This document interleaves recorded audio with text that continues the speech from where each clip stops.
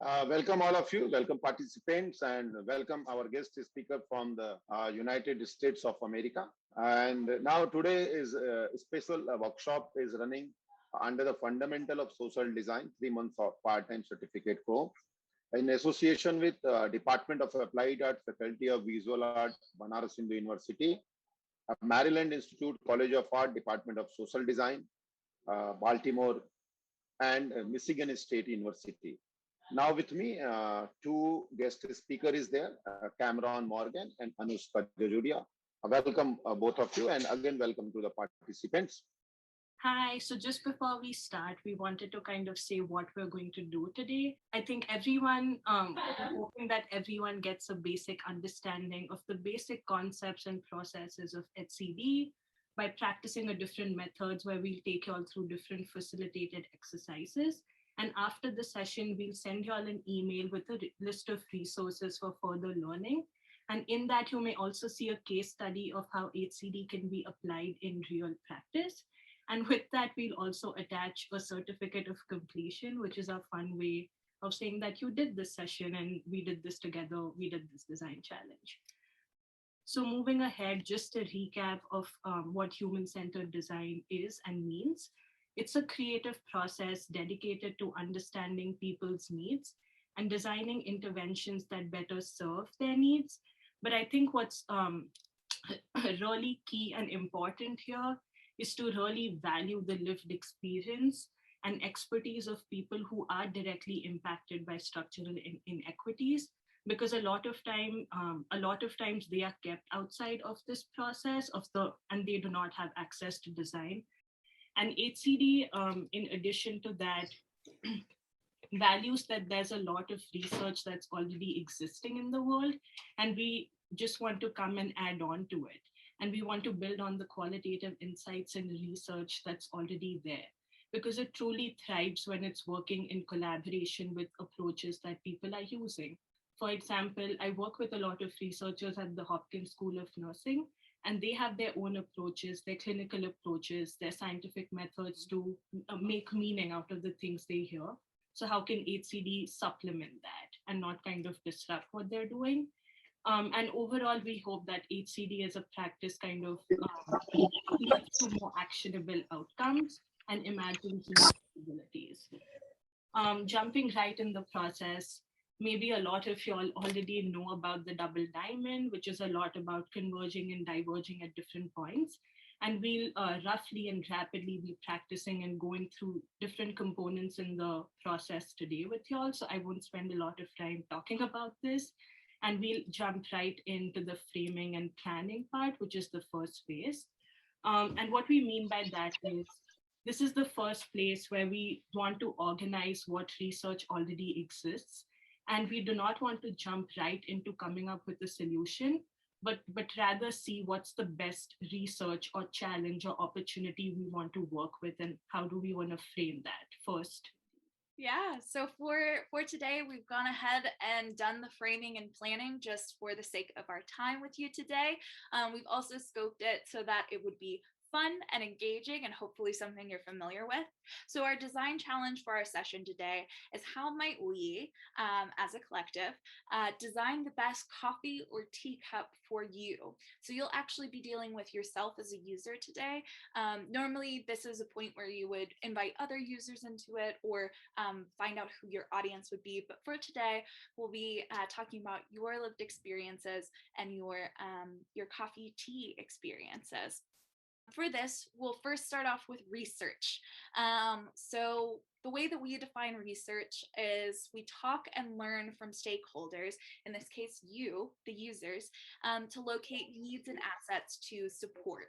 So again, as Anush mentioned, really using those lived experiences also as expert research in this case. And research can be really fun. And there are so many methods in research that we'll share with you in some of the supplementary links. But for today, we'll focus on interviews and observations. And the way we'll do that is we're going to separate you out into a breakout room, so into pairs. and you'll introduce yourselves. If you don't already know each other, I'm sure all of you are best friends at this point. You'll take turns and interview each other in pairs, switching off. And then you'll take notes as you go. And really for observations, what we want to encourage you to do is watch for body language, especially since we're in a virtual platform. You can't always pick up the energy of somebody or how they're responding, but video is a great way to watch moments of excitement or frustration. We've included a few sample questions today for your design challenge, which I'll post in the chat, so that way you can have them when we go to breakout rooms. But before we do that, does anybody have any quick questions? Okay, great. So we'll separate you out into breakout rooms now. You'll have about 10 minutes to go through research. We'll give you a prompt to make sure you switch off and that everybody has enough time to talk. And with that, well, you should get a prompt here shortly to join your breakout room.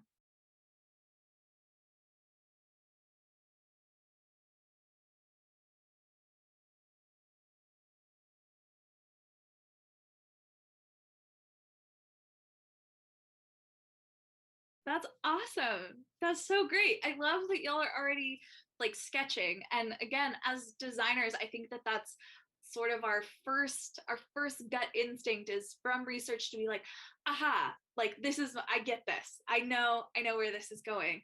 But we're actually going to challenge you in this next step, which is synthesis. So this might be a little bit different. It's a really crucial part in the design process. Some of you might be familiar with it. So in synthesis, you look for common themes, behaviors, or tension. So I know some of you were mentioning it's too hot, we're spilling, and you embrace unexpected ideas and inspiration. So at this point, I think it's great. So one way that we do synthesis is we look at data points. So for example, here we have a theme of quickly turning cold, right? I never remember my coffee while it's still hot. And their morning routine is they make a cup of coffee and then they go straight into emails, right? So how do we keep that coffee hot, right? The tension is quickly turning coffee cold, or dealing with hot burns and spills, right? That hot coffee cup. So when I'm late to work, my coffee always spills on my hands and my shirt. Sometimes the teacup is too hot to hold and it falls from my hands, right? So some of those tensions y'all are already finding. So I'll throw it over to Anush right now. And I think I also want to add that I think as designers, I think we just get so excited that we start coming up with ideas. But I think I'm also seeing a change in myself of how I'm seeing myself as a facilitator, where I'm trying to involve everyone in the group where they can kind of go through this whole process before I come up with ideas. I keep them on the side, but also trying to engage everyone in the process. So that has been one of my biggest learnings and a shift. So yeah, that was just a side note. But coming back, so we'll just spend like maybe 5 to 7 minutes going through what we heard in some interviews where people could do the interviews, or in your notes that you came up in response to the questions. And we'll start grouping them and picking out themes. Even if you have just one theme for today, that should be fine. Yeah, but so maybe if you can spend 5 minutes just writing one theme with some group points that came up.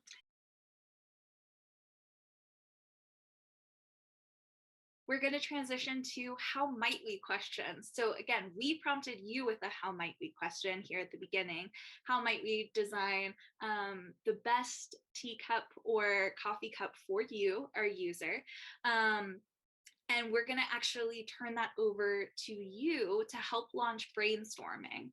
A quick formula that we like to use for how might we questions is how might we, that action verb, the user that we're designing for, and then the behavior.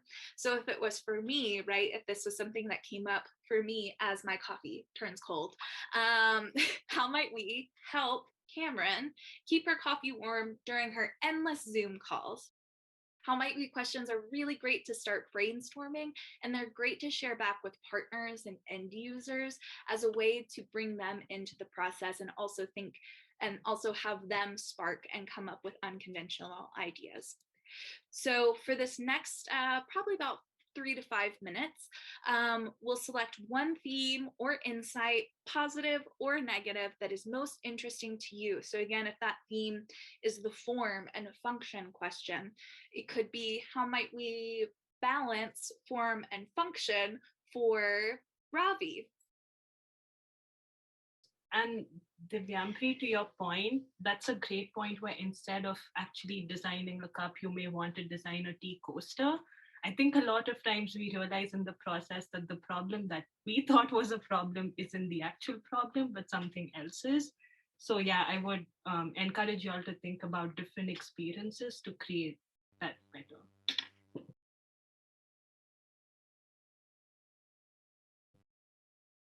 So we'll actually move forward to a quick break. We'll do this in tandem with our next session, because again, we are running a little short on time because we did have some technical difficulties at the beginning. So gather any supplies that are next to you as we talk about this next session.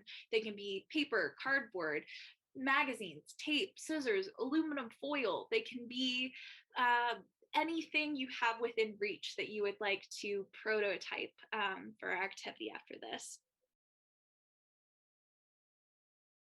So what we'll do is, ideally, through a how might we question and our statement, we kind of start coming up with ideas in response to the question. And we want to encourage you to come up with as many ideas as you want. Maybe favor quantity over quality here. We don't have to get very specific or focused on like, oh, this is the best idea. We can do that for later. Just generate as many as possible. One idea on a box, very simple, very clear, nothing too fancy. And make sure to label it correctly. And your label should be like 1 to 2 words suggesting what your idea is, which I see a lot of y'all are already doing. So we'll spend maybe around 5 to 10 minutes just coming up with ideas of how you can address the tensions that came up in your interview, your synthesis, and your how might we question. And we'd love to hear and see your sketches. You can even put it on the chat as a picture or share it with us here on screen. Again, you're welcome to post your drawings in the chat. I cannot wait to see the coffee on wheels image that just came through. So for this next little bit, everybody's favorite part, prototyping. Woo woo! So prototyping is to give ideas form and share with people to better test your assumptions. So what we like to do in HCD is actually lo-fi prototype. So really rough. Think paper, tape, and that's it. And then through the iterations, you can make it higher fi. So we're giving you 7 minutes crunch time. Make one of your ideas into a prototype. Again, try to keep it as lo-fi and as rough as possible. Use supplies that are at your disposal, but try to make it a little bit 3D. So if it's that cover, maybe prototyping what the swivel would look like or an element of it. I am so excited to see what y'all create, and heck yes, you better share out. So we'll give you about 6 to 7 minutes here.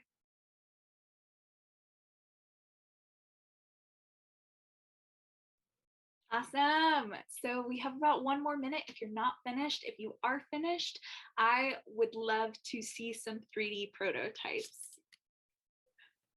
Okay, so this was the basic and most simple thermoflask shape design that I came up with, and this is my best. I love it. And I'm sharing the infographic design as well. So what's going to be in it? The base of this particular design will have a gyro, and that will make it non-spillable. And this will be a textured thermoflask shaped design, easier to grab and hold. It's a little bit off size, but this is the best I could come up with. It's amazing. It's awesome. It's so good. Thank you for sharing. Can I share my thing? I mean, I've not actually made it, but you know, it is just like, you know, I was just talking about. Is it visible? I don't know. We actually can't see you though.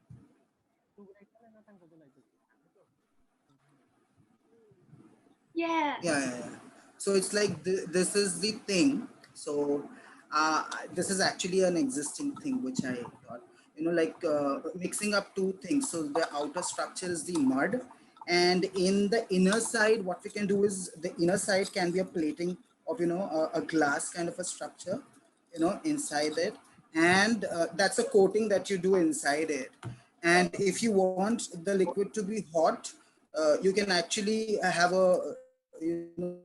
aluminum, a sheet, or kind of a container which you can actually place inside it, so you can pour hot liquid, and you can you can enjoy the hot coffee or tea. And when you want it cold, you remove the aluminum thing so that it remains cool. So you can fuse and mix the material. So that was the thing which I thought. That's so cool. It's like nesting dolls, but with coffee cups. I love it. It's so Yes. cool.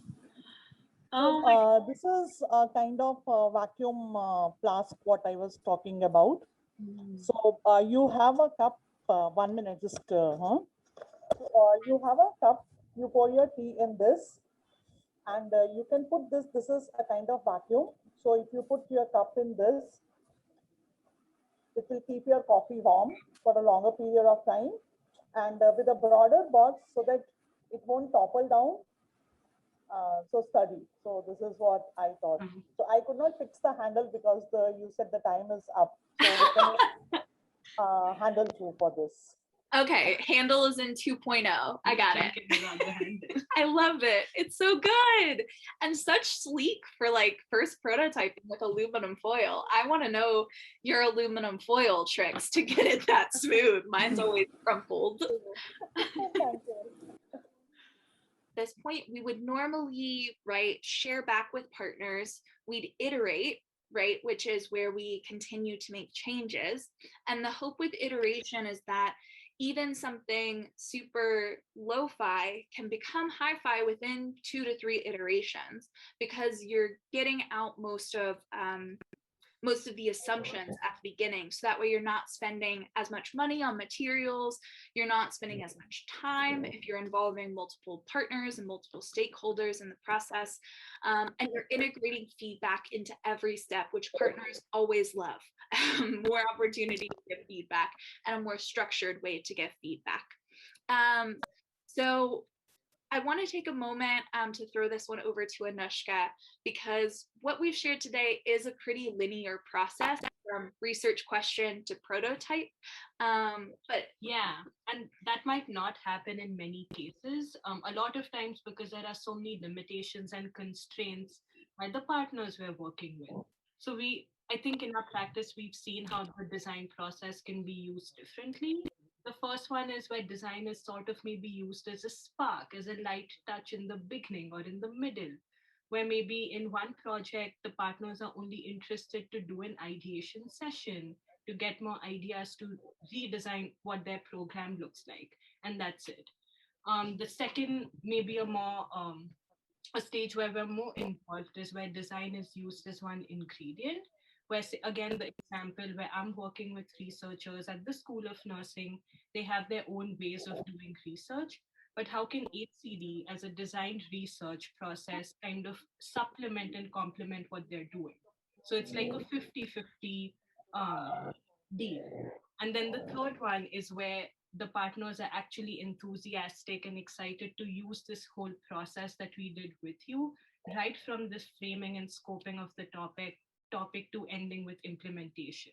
So it's just nice to remember that sometimes not everything will work out the way we just did it, and it might have to be done in bits and pieces.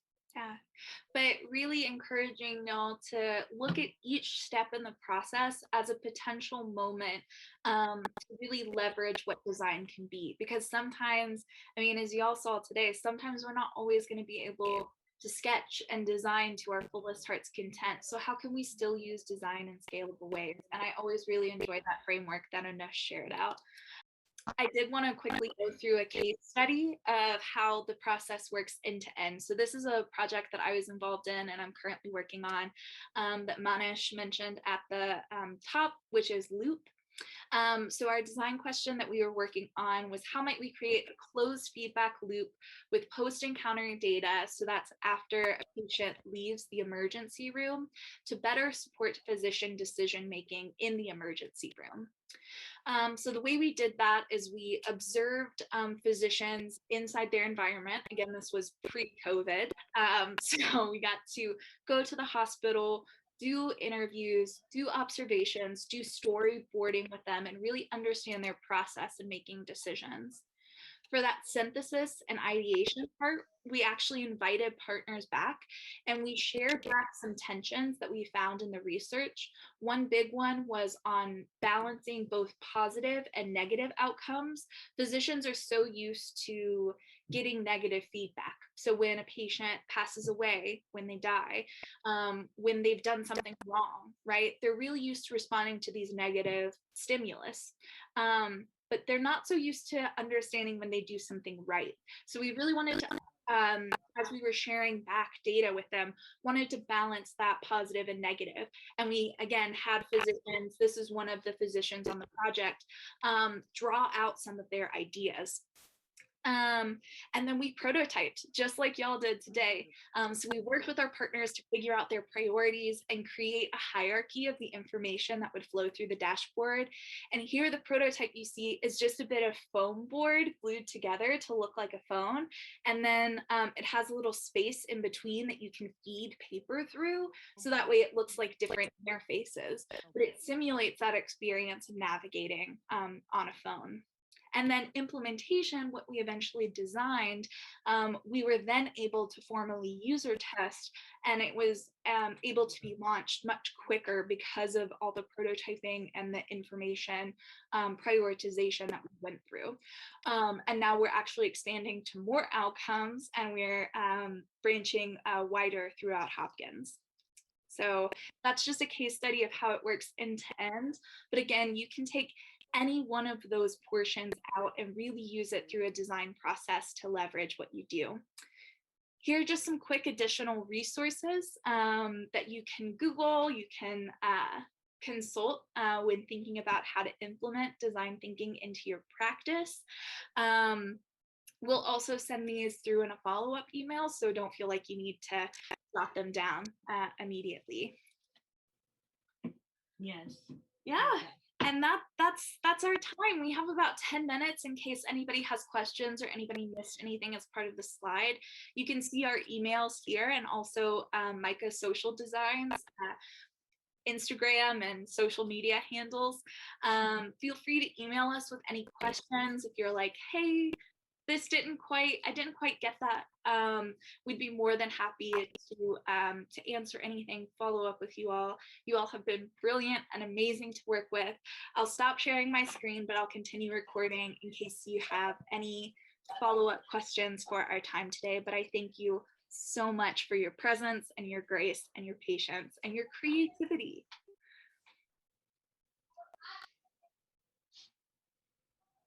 Anyone have any questions? Yeah, Sir, I actually, don't have. I have Please. a question. Yeah, thank you. Yeah, please ask. Yeah. And put your question so- on chat box also. Yeah, sure. So basically, my question is, I'm an academician. I teach in a design school. So when it comes to prototyping things or making few things, we have observed that the mind mapping things have become the most important step, to get a result, or even if it's an experiment. So can you suggest few different mind mapping techniques so that we can implant or we can at least do when we start a particular academic assignment? Either it can be a product design or it might be a UI UX concept. So can you just elaborate more on the mind mapping and their different techniques, because that is more important step. Yeah. Do you have a quick answer? I have something that comes to mind. Yeah, I can just be quick. I mean, I think there are quite a bit of different mind mapping things, but just going back to the process, I think the synthesis phase in the process could be used as like a mind mapping way to guide the prototyping, if that makes sense. Yeah.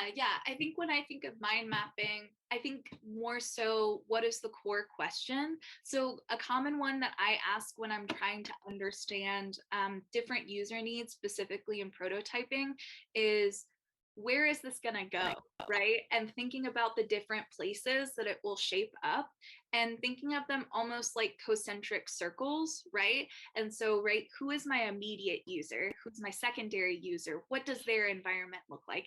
And really get to understand how things ripple out. But creating frameworks like that where you can really map out, I guess, either a user journey or different elements from the research process, those can be leveraged in synthesis. A common one that we use is journey mapping, which is commonly used in UI UX design. Personas, commonly used in UI UX design. Another one that I think, excuse me, is really pivotal, again, is that implementation framework, right? Who's going to champion this idea? Who should we involve when we think about this prototype? So again, maybe using the personas to kind of shape that framework. But I think, and again, as Anush mentioned, and I really want to uplift that, really using the data points to reinforce that through a synthesis process, I think can make it the most validated and the most rounded from your design research. So that way it's not like you're like, oh, well, we designed this thing, we got to figure out the marketing strategy for it, right? Your marketing strategy is already made because you have the data points to reference, and then it becomes so easy to push it forward. Thank you. No problem. Thanks for the great question. Anyone have other question? We have still 5 to 6 minutes. Somebody asked in the chat, what is the most effective way to prototype according to your experiences? Do you have an answer? I think this might be cliched or lame, but honestly, creating a very relaxed environment where people feel like they can really prototype whatever they want. Because I think, again, the key here is that we are designers and we're used to prototyping, but a lot of people I work with in research are not doing designs every day. And they sort of feel scared to even pick a piece of paper and start crafting it. So how do we create that you don't have to create something perfect? You have an idea, and how are you translating it very simply? So I think just encouraging that and creating that space for people to create prototypes, because I think all of us create things. So just encouraging that. That's, I think. Yeah. And I would add to that too. I think that is sometimes acquired. Like, I think it's so easy for me to create a mock-up that I think kind of checking myself a little bit as a designer and saying like, okay, like I don't really need to create a mock-up at this point. I can do that in 10 minutes. I got that. What do I really need at this point? I really want the users to kind of drive this. And I think to uplift and add on to Anusha's point, just really kind of turning it over to them and kind of saying, look, here are some pipe cleaners, right? Like those fuzzy bendable things. Like here's some paper, here's sketching, and really saying we're in this process together and I can make it come to life, but we're in this process together building this. And especially when you're dealing with more complex social issues, I think that is really important because it's really vain and ego-y to believe that I can design all of the solutions that affect people who live in those day to day. So I think really turning it over to people is a really powerful moment because they know all of this, they just haven't had a chance to express it.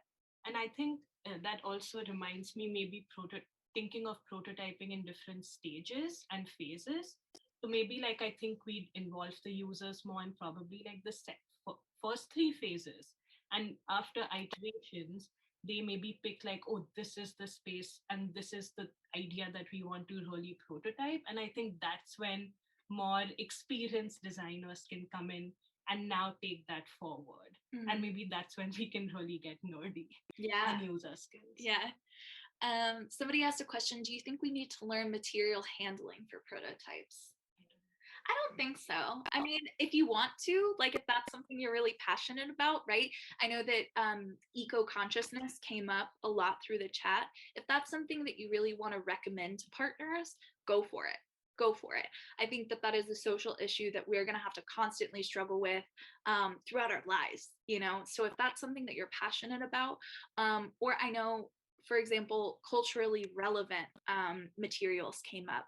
I think maintaining those cultural practices, if that's something that you really want to be part of your design practice, go for it. You can definitely consult, but as Anush mentioned, I probably wouldn't lead with that. I would say that that's more of a refining element that you can add once the heart of the prototype has been expressed.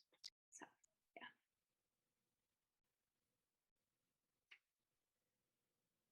Hopefully, the lots of questions you already answered during the workshop session and right now.